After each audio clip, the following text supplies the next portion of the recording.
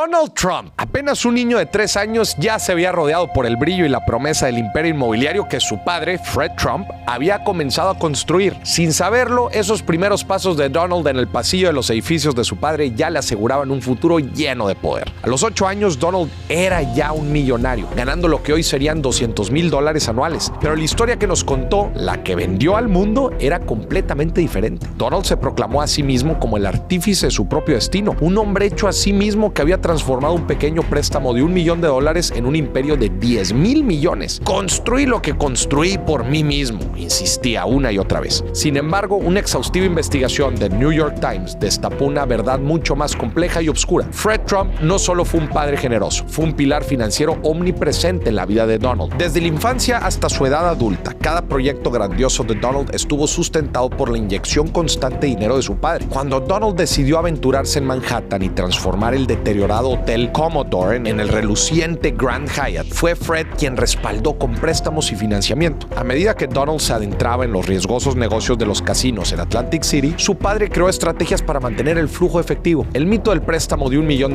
se desmorona bajo la luz de los hechos. Fred Trump prestó a su hijo al menos $60 millones, equivalentes hoy a unos 140 millones, y la mayor parte de ese dinero nunca fue reembolsado. En los momentos más críticos, como cuando Donald enfrentaba el colapso de sus casinos y negocios a finales de los 80s y principios de los 90, Fred orquestó rescates financieros que evitaron que su hijo se hundiera en la ruina total. Uno de los episodios más dramáticos ocurrió en 1990, cuando el Trump's Castle Casino estaba al borde del impago de bonos por $18 millones. En una maniobra desesperada, Fred Trump envió a un contador a comprar fichas de casino por $3.5 millones sin hacer ninguna apuesta, un préstamo ilegal que resultó en una multa de $65,000, pero que salvó a Donald del desastre. La red de protección tejida por Fred Trump incluía tácticas fiscales dudosas y en algunos casos claramente fraudulentas. Crearon All County Building Supply and Maintenance, una empresa ficticia que existía solo en papel para canalizar dinero libre de impuestos del imperio de Fred a Donald y sus hermanos. La venta subvaluada de activos inmobiliarios y las declaraciones de impuestos creativamente manipuladas ahorraron a la familia Trump cientos de millones en impuestos. Con la muerte de Fred en 1999, el mayor activo en su patrimonio no eran los lujosos edificios o terrenos, sino un pagaré de $10,3 millones de